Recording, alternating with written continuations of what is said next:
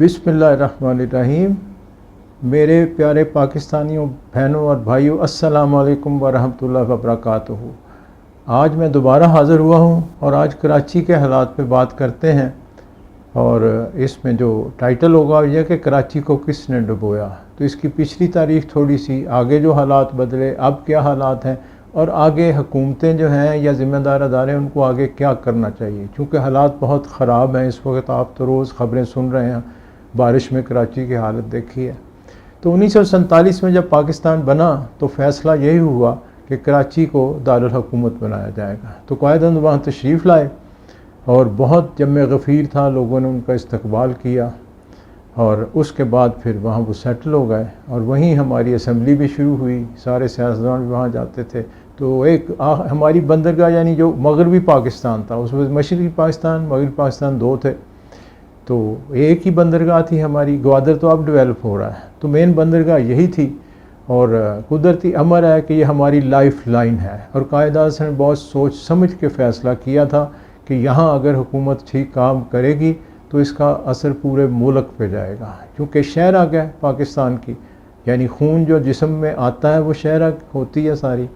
तो तब तमाम तजारत वहाँ से बाहर के साथ, फिर हर चीज़, और फिर ये हुआ कि कराची एकदम फिर फैलना शुरू हुआ। और हिंदुस्तान से महाजिर जब आने लगे तो अब जब वहाँ कैपिटल बन गया तो वहाँ दिल्ली में जो कैपिटल था कंबाइंड इंडिया का, यानी जब ब्रिटिश इंडिया था, तो वहाँ से जो मुलाजमीन मुसलमान थे वो सेंट्रल, उसको सेंट्रल गवर्नमेंट कहते थे, तो उन्होंने माइग्रेट किया और वो कराची में सारे आ गए। अब वो चूँकि वहाँ से थे और वहाँ के लोकल थे तो ज़्यादा वो सारे उर्दू स्पीकिंग थे, बहुत कम थे उसमें पंजाबी या दूसरे सारे थे। तो अब वहाँ जो सेक्रेटेरिएट बना ये सारे उर्दू स्पीकिंग लोग वहाँ थे मौजूद। खैर शुरू हुई हुकूमत, सब कुछ हुआ। यहाँ मैं एक कायदम का वाक़या सुनाना चाहता हूँ, वो हमारे मेज़बानी भी है मुल्क के और एक वली का दर्जा ही उन्हें देना चाहिए। इतना बड़ा काम अल्लाह ने इतने बड़े यानी मुल्क को बनाया अपने नाम पे, तो ऐसे तो नहीं बनाया, उनसे जो काम लिया। ऐसा है कि उनके जो मिलिट्री सेक्रेटरी थे, मेजर जनरल, मेरे ज़हन में नाम नहीं आ रहा उनका, तो उन्होंने अपनी किताब में वाक़या लिखा। उन्होंने कहा कि पहली जब ईद आई तो कायदे ने बुलाया और कहा कि मैंने ईद जो है ये जाके वहाँ पब्लिक गैदरिंग में पढ़नी है, लेकिन यहाँ दो तीन बातें याद रखो। एक तो वहाँ बताना नहीं है कि मैं आ रहा हूँ, दूसरा ये कि कोई प्रोटोकॉल नहीं होगा, बस तुम मेरे साथ बैठोगे, हम वहाँ जाएंगे, उतरेंगे और जहाँ जगह मिलेगी वहाँ मैं बैठ जाऊँगा। बस उन्होंने इंस्ट्रक्शन दे दी। आप चूँकि कहते हैं हमारी ड्यूटी थी कि जाके सिक्योरिटी देखें, वो देखें। यहाँ एक थोड़ा लतीफ़ा भी है इसमें। तो ये इब्तदा थी और लाउड स्पीकर का इस्तेमाल बहुत कम था, बल्कि था ही नहीं उस वक़्त। ये भी एक बात आपको मज़ेदार सुनाता हूँ। तो वहाँ कहते हैं हम गए पहले सिक्योरिटी का जायज़ा लेने, तो हमने कहा कि ये स्पीकर लगाएं ऐसे। तो वहाँ वो दो तीन मौलवी हजरात थे जो इंतज़ाम कर रहे थे, उन्होंने कहा जी ये नहीं लगा सकते आप। तो मैंने कहा क्यों? तो उन्होंने कहा जी ये तो इसमें तो शैतान बोलता है, ये तो नहीं, हम तो नहीं इस्तेमाल करते। तो उसने कहा कि ये तो नहीं है भाई, ये तो हमने लगाना है, क्योंकि एक फादर ऑफ द नेशन आ रहा है, उसने शायद पब्लिक को एड्रेस करना हो, बताया तो नहीं था कायदा हमने, तो आप शायद तो हमें इसलिए लगाना पड़ेगा। तो कहते हैं हमने जब लगाना शुरू किया तो एक उनमें से आगे हुआ, उसने उतारने की कोशिश करी तो उसको करंट पड़ा और वो उधर गिर गया, तीनों गिर गए बल्कि। कहते फिर वो डर गए। खैर हमने वो लगा दिया, सिक्योरिटी का इंतज़ाम किया। कहते मैं आ गया। अब कायदा के साथ कहते मैं गया, बस आपकी गाड़ी में बैठा था, हम वहाँ पहुँचे। जब हम उतरे, कायदा आगे निकले और उन्होंने अपने जूते उठा के अपने हाथ में पकड़ लिए। ये देखें ग्रेट आदमी की बात। तो मैं आगे, वो आगे उनका नहीं, बस मैं अपना काम खुद करूँगा। अब उनके सामने तो नहीं कि बोल सकता था। तो जूते उठाए, उन्होंने किधर जाना है? तो मैंने कहा इस साइड से आगे आ जाएं। तो आगे मैंने उनके लिए जगह रखवाई हुई थी, तो वहाँ वो मौलवी साहब के पीछे जो मौलाना थे जिन्होंने ईद पढ़ानी थी, बैठ गए आप। खैर मौलवी साहब ने तकरीर की, उसके बाद कायदा ने अपनी तकरीर की और लोगों में एक जोश व खरोश था देख के, बिल्कुल अनअनाउंस था, उनको पता ही नहीं था कि कायदा ने आना है। बस तकरीर ख़त्म हुई और आप खामोशी से उठे, अपने जूते हाथ में खुद पकड़े और साइड से होते हुए, और लोग एहतरामन एक तरफ हो गए, गाड़ी में बैठे और घर आ गए। ये है ग्रेट लोगों की बात, जिनके अंदर अना नहीं होती, जिनके अंदर कोई कॉम्प्लेक्स नहीं होता, तो अल्लाह इनसे फिर बड़े काम भी लेता है। तो ये है पाकिस्तान की इब्तदा। अब कराची में डेवलपमेंट शुरू हुई, कुदरती अमर है, वहाँ बाकी कम्युनिटीज़ भी जाने लग गई, लेकिन वहाँ जो कंट्रोल है वो चूँकि दिल्ली से लोग आए हुए थे उनका था, और एक आम महसूस भी किया जाता था कि वहाँ जो भर्तियाँ और सब होगा उसमें नेचुरल बात है उनका एक रोल था।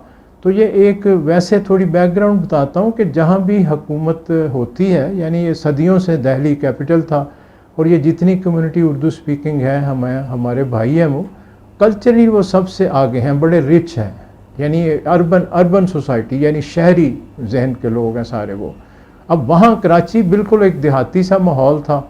जब वो आए तो कुदरती अमर है कि वहाँ इर्द गिर्द जो सिंधी, यानी जो अब सिंधी वहाँ के असल बाशिंदे हैं वहाँ पुराने, तो वो एक रूरल किस्म की सोसाइटी थी, बैकग्राउंड उसमें मतलब बैकवर्ड थे, सारा कुछ था, कराची का इंटरेक्शन भी इतना उनके साथ नहीं था। तो ये वहाँ एक अजीब सी सिचुएशन पैदा होने लग गई। इसी तरह जब डेवलपमेंट हुई तो बाकी कम्युनिटीज़ जाने लग गई। अब पठान आपको पता है बड़े वो एक्टिव हैं इस मामले में, हर बात में, माइग्रेशन में भी एक्टिंग है, हर काम में भी है शुरू से। ये जितने यानी अक्रॉस अटक जो सारी आबादियाँ हैं, चूँकि पहाड़ी इलाके हैं, पहाड़ी इलाके के लोग हमेशा जफाकश होते हैं, तो उन्होंने वहाँ से फिर तजारत भी पेशावर तक होती थी। और ये देखें आप, जितने टफ़ काम है सारे वही करते हैं, ट्रक ड्राइवर आपको मिलेंगे और सारा मिलेगा जहाँ से भी। तो वो फिर वहाँ से भी माइग्रेशन शुरू हो गई, पठान भी वहाँ जाने शुरू, चूँकि वहाँ जॉब अपॉर्चुनिटीज़ थी, सब कुछ था। फिर कैपिटल वहाँ गया तो पंजाब से भी लोग जाने लग गए। इस तरह बहुत बड़ी कम्युनिटी जो है वो जब दिल्ली से फिर वहाँ लोकल आबादी जो है जब उसने माइग्रेट किया, पंजाब में भी बहुत आए, लेकिन सब ने अपना अड्डा जो है कराची बनाया। तो एक कराची इसम का एक उर्दू स्पीकिंग शहर बन गया वहाँ, यानी आप कह लें 80-90% लोग वहाँ के आके आबाद हुए वहाँ। तो ये सिचुएशन उस वक्त थी।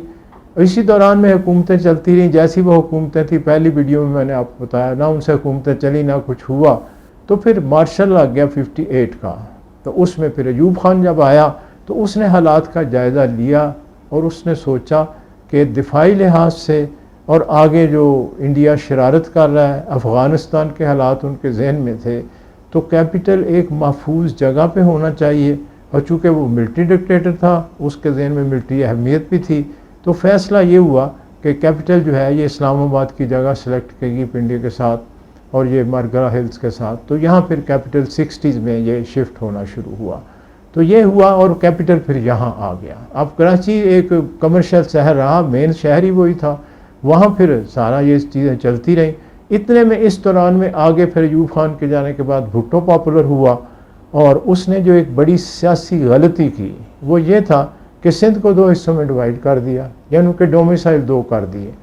एक जो रूरल है वो सिंधी जो है वो उनका डोमिसाइल, और जो शहर के लोग हैं कराची के, उनमें हैदराबाद में भी काफ़ी आबाद हुए, तो ये एक अर्बन कर दिया। अब इस डिवाइड की वजह से उनका कोटा बहुत कम रह गया नौकरियों में, हर चीज़ में। तो ये एक नफ़रत जो है ना बिला वजह बढ़ना शुरू हो गई, और उसका ज़रूरत भी थी कि बाकी जो कौमियत यानी हमारे सूबे हैं इनके लोग भी सर्विसेज में आएँ, और कंट्रोल बहुत था गवर्नमेंट का उस वक्त। तो उसने आके ये ओपन अप किया सारा सिविल सर्विसेज को, सबको, और हर जगह से लोगों को हिस्सा दिया। तो उसमें सिंधी भी एक बड़ी तादाद में फिर कराची शिफ्ट भी होना शुरू हुए, फिर उनका इक़्तिदार भी आ गया, सारा कुछ हुआ। तो ये एक क्लैश सा बनना शुरू हो गया, डेवलप होना शुरू हो गया। अब ये होता रहा सारा, और जब फिर आया ज़ियाउल हक, तो उसने एक और बड़ी सियासी गलती की। उसने सोचा कि ये भुट्टो तो बहुत पॉपुलर है और उसका केस भी चल रहा था, उसको कंट्रोल भी करने की कोशिश की, और बाद में ये हुआ कि उसको जब फांसी दी गई तो उसके बाद भी हालात अजीब हुए। उसकी फांसी के वाक़े में एक और बड़ा अजीब वाक़या है, वो किसी में अगली वीडियो में आपको सुनाऊंगा, और वो आप कह लें कि फ्रॉम हॉर्स माउथ है, यानी जिस बंदा जो इंचार्ज था बंदा पुलिस का जो उस वक्त आईजी था, उसने ख़ुद मुझे सुनाया था। लेकिन वो मैं बताऊंगा कि हालात क्या होते हैं और हुक्मरान मजबूर हो के या खौफज़दा हो के या अपनी मसले क्या कितनी गलतियां करते हैं और कौम को फिर भुगतना पड़ता है। तो बाहर क्या, अब ज़ियाउल हक साहब आए तो उनको यही मशवरा दिया गया कि ये इस तरह तो नहीं कंट्रोल होगा, तो उन्होंने कहा कि इसको डिवाइड, कराची को हम कुछ करते हैं। तो उन्होंने वहाँ ये MKM का दाग बेल रखी। और वहाँ पे ये फिर एक पॉलिटिकल पार्टी उभरना शुरू हुई जिसमें अल्ताफ़ हुसैन पे नज़र करम थी, और वो फिर आगे तो आप तारीख़ आपके सामने है, फिर वो जो कुछ भी हुआ, ठीक है ना, वो आगे बढ़ता रहा। फिर मुशर्रफ के दौर में आपने देखें कितना उन्होंने कत्ल व गारत भी किया, और मुशर्रफ का चूँकि तलक भी उसी कम्यूनिटी से था और वहाँ उनकी हमदर्दियाँ भी थी सारी, और वो लोगों को समझ थी। अब ये हुआ, डिक्टेटर्स जब आए उन्होंने डिवाइड करने की कोशिश की, यानी मार्शल लॉ जो लगे उसमें कौमों को बचाए ये कि आपस में एक यूनिटी पैदा हो। यूनिटी पैदा नहीं हुई, वजह यह था कि लोग जो नीचे हैं उनके पास कंट्रोल नहीं था। तो ये हालात इस तरह के हो गए, और ये हालात ऐसे फिर आगे बढ़ते रहे, और इसी तरह ये पार्टी फिर अपना अपना काम करते गए। अब आप तो तारीख़ कोई दूर नहीं है, अल्ताफ़ हुसैन का दौर आप देखें क्या हुआ। फिर ISI बहुत एक्टिव हुई, उन्होंने बड़ा समझदारी से और वो अपनी स्ट्रेटजी भी चेंज की कि बजाय डिवाइड करने के इसके इन कम्युनिटीज़ को इनकरेज करके आगे लाएं और पाकिस्तानियत किस तरह इनमें पैदा करें। और पहले मैंने कहा था कि कौमियत हमारी जो है वो तो सूबों में चली गई, और बाद में उसी में अमेंडमेंट आई, उस पर भी मैं बात कर चुका हूँ, ये थी अमेंडमेंट। उसका मकसद तो यही था, इन गुड फेथ, यानी इंटेलिजेंस अदारों ने इन गुड फेथ होने दिया, कियानी साहब उसमें जनरल थे, कि ये ठीक है चलें सूबों को अख्तियार मिलेगा, सब होगा।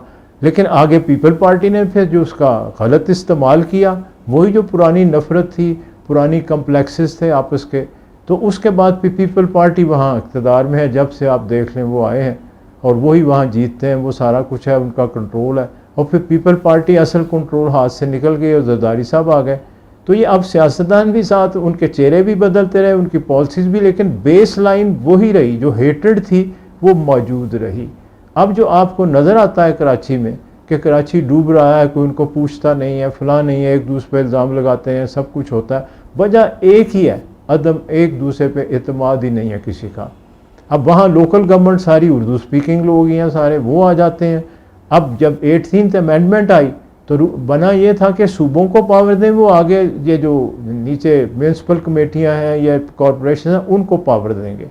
अब वहाँ सिंध असम्बली ने यह काम ही नहीं किया, बजट भी अपने पास, हर चीज़ अपने पास, और करप्शन तो आप देख रहे हैं, उसमें तो आप कुछ आप बात करने की ज़रूरत नहीं, सबको पता है। यानी अब सियासतदानों का तो हाल ये रह गया था पिछले 30-40 साल में कि पैसा कहाँ से बनाना है, वो प्रोजेक्ट करें। अब आपके सामने ये नवाज शरीफ को सजा हुई है, प्रूव्ड है। ये मोटरवेज जब बनी थी पैसा उसने बनाया, इस तरह IPs जब आई, ये जो आप बिजली घर लगे सारे तेल से, हालांकि यहाँ पानी भी था, सब कुछ था, तो उन्होंने भी यही काम किया, कमीशन बाहर लेने लग गए। CPEC शुरू हुआ, उसमें भी इन्होंने काम शुरू कर दिया, यानी ये जो चाइना बना रहा है सारी, उसके लिए ज़मीनें ख़रीदनी शुरू कर दी औने पाने लोगों को तंग करके, और उसके बाद वो फिर महंगे दाम हो ताकि सड़कें निकलें तो महंगी हम बेचें। यहाँ मोटरवे के गिर्द भी आप देखें, ये जो इस्लामाबाद लाहौर की मोटरवे है, इसको आप गौर करें तो ये 300 किलोमीटर 350 बनती है। लाहौर का फासला वैसे यहाँ पिंडी से शुरू करें तो सिर्फ 200 किलोमीटर, या 100 किलोमीटर बढ़ाया गया। वजह यह है कि ये इस तरफ अगर जाएँ जिस तरफ यह मोटरवे है, तो इसके इर्द गिर्द सारे पुराने मुस्लिम लीगी जो हैं ट्रेडिशनल किस्म के, उसमें निसार साहब भी हैं, सारे इनकी ज़मीनें थी, उनको फ़ायदा देने के लिए सरगोदे के पास से गुजारा, वो सारे बड़े ज़मींदार थे वहाँ। तो ये इस तरह यानी फ़ैसले कौमी, आप कह लें कि कौम के हक़ में नहीं होते रहे, ज़ाती हक़ में होते रहे। तो ये मोटर में उन्हें ज़िग ज़ैग आपने देखा है, फिर आगे देखें वो जो पहाड़ियाँ आती हैं जिनके अंदर से गुजरते, लेक है वहाँ, तो वहाँ आप देख लें वो उसके अंदर से गुजारी। मुझे याद है वहाँ जब वो उन्होंने मुझे ख़ुद बताया कि जी हम इसे सीधा निकालना चाहते थे, लेकिन मियाँ साहब ने फरमाया नहीं, ये इसके अंदर से गुजरे, साल्ट रेंज से। उन्होंने कहा ये साल्ट है नीचे, और ये जितने ब्रिजेज हैं हमें कुछ सालों बाद दोबारा शिफ्ट करने पड़ा करेंगे, नीचे साल्ट है बहुत। लेकिन वो ज़िद अपनी कि नहीं ये वाली है, बड़ी खूबसूरत है, इसके पास से गुजरे, यानी और कोई ख्याल ही नहीं। तो ये तमाशा हमारा बना रहा। यानी जिस तरफ ही आप देखें सिर्फ मकसद एक था कि पैसे कहाँ से बनानी, और फिर वो तो फिर मादर पिता आज़ाद हो गए ना। अब आप देखें अकाउंट्स जो हैं जाली अकाउंट्स हैं, कभी नान भाई के नाम निकलता है, कभी वो फरूदे वाले के नाम निकलता है, और अब तक यही है। और अदारे कमज़ोर हो गए, उन पर कंट्रोल नहीं है, वो करें क्या। अब सिचुएशन ये है, अब आगे इमरान खान आ गए, उन्होंने वहाँ इलेक्शन लोग जीते, उनके सब किया, लेकिन मेरे ख्याल में उनकी पॉलिसी ज़रूरत से ज़्यादा ही ज़रा नरम रही है वहाँ। वो अब बस वो उनको हदायत करते रहते हैं, अपने लोगों को कहते रहते हैं, उनके मेच्योर लीडर हैं वहाँ, स्वाय तकरीरें करने के प्रैक्टिकली वो कुछ करते नहीं। अगर वहाँ MKM जो वहाँ है लोकल लीडरशिप, उसके साथ, हालांकि वो इनके साथ है, उनसे मिलके ये कुछ काम कर सकते थे यानी प्रैक्टिकली, लेकिन वहाँ गवर्नर लगाया, उसका भी कोई तजर्बा नहीं है, वो कराची का। क्यों? वजह यह है कि सारे इनएक्सपीरियंस, सारे उनको पता ही नहीं क्या करना। इसका जरदारी एंड कंपनी जितने वो उन्होंने फ़ायदा उठाया उसका। उन्होंने देखा कि नए इमेच्योर हैं, इनको तो अभी 2 साल लगेंगे समझने में कि कराची के मसाइल क्या है, कंट्रोल कैसे करना है। वो उन्होंने बस अपना जो भी है, अभी जब उनकी जो बेटी है उसने जो एक ट्वीट किया, अब मैं क्या यहाँ दोहराऊँ, उनको मेंढक कह दिया पानी के, कोई इस तरह, उस पर भी बहुत लोगों ने वो खप मचाई है। तो ये जो फ्रस्ट्रेशन है अब उसकी फैमिली की, भुट्टो फैमिली की, वो नज़र आ रही, उन्हें नज़र आ रहा है कि आगे हालात हमारे हक़ में नहीं है, अब हमें इख्तियार दोबारा इक़्तिदार शायद नहीं मिलेगा और लोग भी हमारे साथ नहीं होंगे। तो ये जो गुफ्तगू है ना, वरना ये यंग जनरेशन है जिनको आगे वो लीडरशिप के लिए ट्रेंड भी कर रहे हैं, वो नहीं, उनके अंदर वो बात मायूसी नज़र आ रही है। यानी वरना ऐसी बात कोई लीडर करता नहीं इतना खुली दूसरी कम्युनिटी के बारे में। तो ये हेटेड है सारी, ये उसी का नतीजा है जो जब से ये शुरू हुई है अब तक यही हालात जा रहे हैं। अब इनको अगर ठीक करना है तो इसकी बैकग्राउंड दरअसल ये होती है कि जब भी आप ठीक करते हैं किसी को तो उनके जहन बदलना पड़ते हैं, और जहन बदलने के लिए बड़ा रेवोल्यूशनरी अप्रोच चाहिए होती है और बड़ी इंटेलेक्चुअल अप्रोच चाहिए होती है। इमरान खान का मसला ये है कि मसाइल उसके इतने हैं कि नीचे अगर वो कन्वे भी करता है तो नीचे वाले को मेरा ख्याल उसकी 5% ही बात समझ आती है। असल मसला उसका ये भी है। और फिर उसके वो करे क्या, अब इर्द कहाँ से किसको ले। पहले भी यही आता, कायदा ने भी यही बात कही थी कि मेरी जेब में खोटे सिक्के हैं, उस वक्त से लेके अब तक देख लें क्या हाल है। कायदा में एक और बात आपको सुनाता हूँ बड़ी मज़ेदार। हुआ ये कि कॉस्टी एक अच्छे राइटर थे बहुत, ये डान में लिखते थे, पारसी थे, अरबपति खुद थे, लेकिन उनका शौक़ था लिखने का, वो बहुत अच्छे आर्टिकल लिखते थे। उनके वालिद साहब, ये पारसी फैमिलियाँ जितनी हैं, ये बॉम्बे में भी हैं, यहाँ भी हैं, वो बड़ी पीसफुल कम्युनिटी है, बिज़नेस में बहुत आगे हैं। तो इनके मर्केंटाइल नेवी जो है, ये जो तजारती जहाज़ है, ये उनका सारा बिज़नेस उस तरफ ज़्यादा है। तो वो उन्होंने एक वाक़या लिखा, उनके बाप जो हैं वालिद, वो कायदम के पर्सनल फ्रेंड थे। कहते कायदम असम्बली से आए तो मुझे फ़ोन किया कि तुम आओ मेरे साथ चाय पी लो। कहते हुए जाके बैठे। उस दिन कायदम ने पहली काबीना जो है वो बनाई थी। ये कायदम के अल्फाज हैं, आप सुन लें और अब तक अंदाज़ा कर लें, आपको अंदाज़ा हो जाएगा कि वो शख्स क्या था और उसके अल्फाज जो हैं वो कितने प्रोफेटिक हैं, यानी उनमें अगली बातें कितनी वाज़ेह की उन्होंने। तो बैठ गए चाय पे, तो ज़रा वरीड बैठे थे। तो उन्होंने कहा कि मोहम्मद अली आप वरीड क्यों हैं इतना हैं। तो कहते मैं दरअसल तुमसे एक बात करना चाहता हूँ। मैंने ये काबीना बनाई है पहली, जिसकी आज मैंने ओथ ली है। इस काबीना को बनाने में 100% मैंने अपनी चॉइस इस्तेमाल किया, मेरे ऊपर किसी का इन्फ्लुएंस नहीं है। लेकिन बनाने के लिए जो मैंने एनालिसिस किया, नीचे जहाँ से लोग लेने थे, जो उनके साथी थे, ये इलेक्ट होके आए सारे कॉन्स्टिट्यूशन असम्बली में जितने थे, तो उनको कहते मैंने उनकी फैमिलीज उनको देखा, तो कहते मैं हैरान हो गया कि इनके अंदर इतने प्रेशर्स हैं, इतना कुछ है। मैं ये तुम्हें बता दूं कि ये काबीना जो है ये बेस्ट है पाकिस्तान की। इसके बाद जो काबीना आएगी वो आप कई दहाइयों तक आप खुद देख लेंगे कि इस काबीना के बाद अगली इससे कमतर होगी, उससे कमतर होगी, ये सिलसिला जारी रहेगा बहुत अरसे तक। अब आपके सामने तारीख है, इस वक्त आप इमरान की जो अपनी ये काबीना उसको भी आप देख लें, तो वहाँ से आप देख लें नक्शा, आप खुद तारीख में देख लें। उन्होंने कहा था कि इसके बाद जो काबीना आएगी उससे वर्स्ट होगी इस काबीना से, और ये आपके सामने नक्शा है। ये उस बंदे का विजन था, उसका ख्याल था। पाकिस्तान तो बन गया था और उनके ज़हन पे प्रेशर भी था, उनको पता था नीचे लीडरशिप नहीं है। फिर जहाँ लीडरशिप नीचे बाद में है, उन्होंने खुद वहाँ यानी जो हुक्मरान थे उस वक़्त लियाकत अली और सब, उन्होंने खुद अपने प्रेजुडिसेस शो किए, यानी उन्होंने खुद भी उसमें इसको हवा दी। ये जो फिर आपस में जो सुबाइयत प्रस्ती है उसको, अपनी कम्युनिटी को जानबूझ के सपोर्ट भी किया, बहुत से ऐसे एक्शन उस वक़्त किए। तो ये सारे नुकसान तो हुए, उसका फिर रद्द-ए-अमल आया। सिंधी कमज़ोर थे, जब उनमें एक तकड़ा लीडर आया तो वो नफरोज़ उस तरफ चली गई। अब कमज़ोर बंदा जब तकड़ा आता तो हथियार उठाता है, तो गुंडागर्दी शुरू हो गई। हुई तो फिर उधर कराची में गुंडागर्दी शुरू हो गई। तो ये क्लैश चलता रहा। उसके बाद वो पिसते तो वहाँ के लोग रहे, फिर उन कम्युनिटी वहाँ जो गई उन्होंने फिर अपना अपना एका कर लिया। अब वहाँ देखें कराची में, आप देख लें, पठानों की अपनी पार्टी है, उर्दू स्पीकिंग अपनी तरफ है, पंजाबी अपना सोचते हैं, सिंधी अपना सोचते हैं। तो ये यानी सूबों से आगे भी डिवाइड होगी। तो कराची का हशर तो जो है ये सिर्फ वहाँ पानी नहीं है, बल्कि पानी फिर चुका हुआ है उसके ऊपर। तो इसको अगर आगे ले जाना है तो इन अदारों को, जिसमें मेन अदारे वही 3 हैं जो मैं कहता हूँ, इनको बहुत सोचना पड़ेगा और इसको अब सुप्रीम कोर्ट को इंटरफियर करना चाहिए। अभी ये लेटेस्ट कल से मैं सुन रहा हूँ कि इमरान खान उस पर मीटिंग्स कर रहा है कि वो सुप्रीम कोर्ट में एक शायद रेफरेंस देंगे कि जी आप कराची का कुछ करें।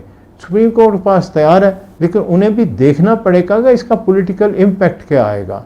यानी वो नेगेटिव पॉजिटिव दोनों तरफ जा सकता है, चूँकि पीपल इफेक्ट, पार्टी इफेक्ट होगी, वो इफेक्ट होगी। तो वहाँ अर्बन जो पॉपुलेशन है इस वक्त, जो वहाँ लोकल यानी हैं लोग यानी उर्दू स्पीकिंग, वो इफेक्ट होंगे। यानी एक पॉजिटिव होगा एक नेगेटिव होगा। हाउ टू बैलेंस दैट, ये देखना पड़ेगा। अब गुलजार साहब चूँकि चीफ जस्टिस वहाँ के हैं, वो वहाँ के हालात को बहुत समझते हैं, तो उन्होंने इसको बहुत अरसे से एक्चुअली टेकअप किया। वो आप उनके जितने स्टेप्स हैं देख लें। यानी जब वो चीफ जस्टिस नहीं थे तो कराची का बेंच सारा वही हेड करते थे। तो उन्होंने कराची को ठीक करना शुरू किया था। यही जो नाजायज़ तामीरात हैं उनको ख़त्म कराया, लोकल रेलवे बहाल करने की कोशिश की। यानी स्टेप बाय स्टेप उन्होंने सोचा कि आहिस्ता आहिस्ता आगे बढ़ा जाए, बजाय कि बड़ा स्टेप लें उसका रिएक्शन भी बड़ा आएगा। तो ये बहुत से स्टेप्स उन्होंने लिए हैं and I think he knows much more than others. बाकियों से ज़्यादा उनको समझ है। बाकी अदारों को भी अब बमा इमरान खान के, इनको आपस में बैठ के तो कोई एक बाकायदा मास्टर प्लान बनाना चाहिए और जिसमें सबको इन्वॉल्व करें। चाहे वो इस वक्त बिलावल साहब अपनी वो करते फिरते हैं सियासत, बुलाएं उनको, साथ शामिल करें, ना करें नीचे उनके लोगों को लें, उनके बहुत टूटे लोग हैं वो साथ शामिल होंगे, तो उसमें शामिल होंगे तो ये फिर हम आगे उसमें बढ़ सकते हैं। इस पे सीरियसली लेना चाहिए। मेरा ख्याल है ले भी रहे होंगे, ये तो नहीं है कि मेरे कहने पे होगा, मेरा ख्याल है कर रहे होंगे। और मेरा ख्याल है कि अब ये बड़े स्टेप्स चंद दिनों में या हफ्तों में होंगे। दैट्स माई कैलकुलेशन कि इमरान को बड़ा स्टेप लेना पड़ेगा, सुप्रीम कोर्ट को आना पड़ेगा, इंटेलिजेंस अदारों को हैंडल करना पड़ेगा, बाकी पार्टियों को भी समझाना पड़ेगा। तो अब कराची की बात तो होगी, थोड़ा आगे बढ़ते हैं दूसरे जो इर्द गिर्द हमारे हालात हैं। पहले तो अब ये कल असम्बली में देखें जो बिल पास हुआ है, यानी FATF जो है, जिसमें हमने ग्रे लिस्ट में है और उसका उन्होंने कुछ शराइत लगाई थी कि आप यहाँ जो मनी लॉन्ड्रिंग हो रही है, करप्शन हो रही है, इसको कंट्रोल करें, रूल बनाए, हमें दिखाएं। और वहाँ हमने अब जाना है और वहाँ पे फैसला होना कि हम ग्रे लिस्ट में रहेंगे या ब्लैक लिस्ट में जाएंगे या वाइट लिस्ट में जाएंगे। वाइट लिस्ट होती है कि कोई कंडीशंस आप पे नहीं होती, आपको गिना जाता है कि बड़ा तरक्कीब पसंद मुल्क है और आगे जा रहा है, और बाकी लोग फिर एड भी देते हैं, फिर वो यहाँ आके बाकी बड़े बिजनेसमैन काम भी करते हैं। और ग्रे में ये होता है कि कंडीशनल लोग सोचते हैं जाएँ ना जाएँ, कंडीशंस होती हैं, और जो हमें एड मिलती है या हमें दूसरे एग्रीमेंट्स हैं तो उसमें भी रुकावटें आती हैं। और ब्लैक लिस्ट तो यह है कि फिर आपका कुछ नहीं होता, आप ऑन योर ओन हो जाते हैं, जैसे ईरान का हाल है। ये इन्होंने एक सरमायादार उन्होंने एक बनाया हुआ है, अमेरिकन प्रेशर के तहत बनाया गया था और अपना इन्फ्लुएंस करते हैं, लेकिन चाइना का इन्फ्लुएंस में बहुत है, हमेशा उसने सपोर्ट की है। तो अब उसके ऊपर हम इस गवर्नमेंट ने 2-3 दफ़ा गए वहाँ और कामयाब हुए, और उन्होंने कहा अभी ठीक है, उन्होंने यानी हमें नीचे नहीं जाने दिया, हालांकि हालात बड़े ख़राब थे, लेकिन उन्होंने देखा कि इमरान खान गवर्नमेंट कंट्रोल कर रही है, वो है, तो उन्होंने इनकरेज किया कि हमें और भी है, उन्होंने कुछ शराइत दी, उन पे अमल होना था। अब कल देखें इन्होंने आके खप मचाई, वहाँ वो सब कुछ करते हैं, बिल पास हो गया, कर तो कुछ नहीं सके।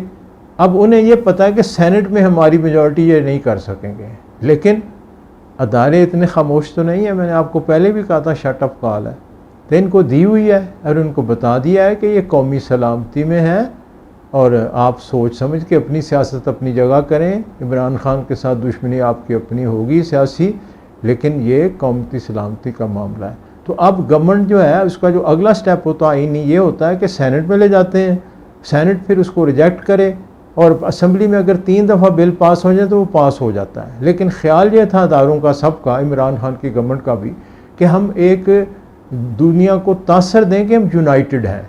इसमें बड़ा गंदा रोल किया अपोजिशन ने और इमेच्योर रोल किया, बचगाना हरकतें की हैं। लेकिन अब इन्होंने साथ ही सेशन जो है कंबाइंड बुला लिया। ये भी हो सकता है कि दोनों असम्बलियों को इकट्ठा एक जॉइंट सेशन किया जाए। उसमें कुदरती बात है कि जो मेजॉरिटी है वो ये इमरान खान की गवर्नमेंट ले जाएगी। और उसका पहले भी आपको बताया कि उनके बहुत से लोग एब्सटेन करते हैं। पीछे भी आपने देखा कि सेनेट में उन्होंने एक कोशिश की थी, जरदारी की सारी अटैम्प्ट थी, पीछे नवाज शरीफ साहब थे कि वहाँ इनका जो स्पीकर है उसको चेंज करने की कोशिश करें। वहाँ उनको ऐसा करंट लगा, यानी झटका पड़ा, तो उनको समझ आ गई कि इस तरह तो नहीं होगा। ये इब्तदा थी ना, उनका ख्याल था कि इब्तदा है, अभी अभी इनको हम यानी गवर्नमेंट जो है उसको करें, अपना अनसेटल करें। वहाँ नाकाम हुए तो अब वो दमखम नहीं है। अब तो ऐसे ही है कि एक मतलब एक बात ख़त्म होने वाली है, उनको समझ नहीं आ रही। बिल्कुल डेस्पिरेशन ही है कि अदारे आगे बढ़ रहे हैं, इमरान खान आगे बढ़ रहा है, अकाउंटेबिलिटी आगे बढ़ रही है। अभी उसके 2 मिनिस्टर देखें, वो रिज़ाइन किया है, बड़ा सेंसिबली उसने जो कमज़ोर से थे उनसे रिज़ाइन कराया, जब भी पॉलिटिकल इन्फ्लुएंस वाले थे। और या ज़रा बड़े कार्टल्स वाले हैं, उसमें वो दाऊद साहब भी हैं और वो एक और इनका अपना दोस्त है बाहर से है पेट्रोलियम वाला। तो ये सब जाएंगे अब। तो अब ये वो स्टेप बाय स्टेप जा रहा है उस तरफ, वो अपनी जगह। लेकिन ये बिल आज नहीं तो कल पास हो जाएगा। तो सिर्फ कहने का मतलब ये है कि अपोजिशन जो है वो बगैर सोचे समझे आगे बढ़ जाती है, बस खौफ में, अपनी नफ़रत में। अभी देखें इन्होंने जो मीटिंगें की हैं आपस में, उसमें अब बिलावल साहब उनको कहते हैं शहबाज साहब को आप लीड करें, शहबाज शरीफ साहब उसको कहते नहीं यंग लीडरशिप आनी चाहिए, वो कहते नहीं आप एक्सपीरियंस आ गए हैं, यानी आगे भी लगने को कोई तैयार नहीं। तो साफ पता चल रहा है कि दिस इज़ डिफीटेड अप्रोच। तो वो उनका तो हाल ये है। अब इर्द गिर्द हमारे हालात हैं, वो मैं पहले भी बात की हुई है कि ये अब आ गया, अगस्त आ गया, आगे सितंबर अक्टूबर में आप देखते हैं हालात किधर जाते हैं। चूँकि अब सर्दी भी शुरू हो जाएगी, वहाँ चाइना भी अपनी कर रहा है, फोर्सेस बढ़ा रहा है, इंडिया ने भी अपना जितने न्यूक्लियर है हमारी तरफ जिनका था वो मिसाइल रुख उधर कर दिया अभी जो आ रहा है आजकल।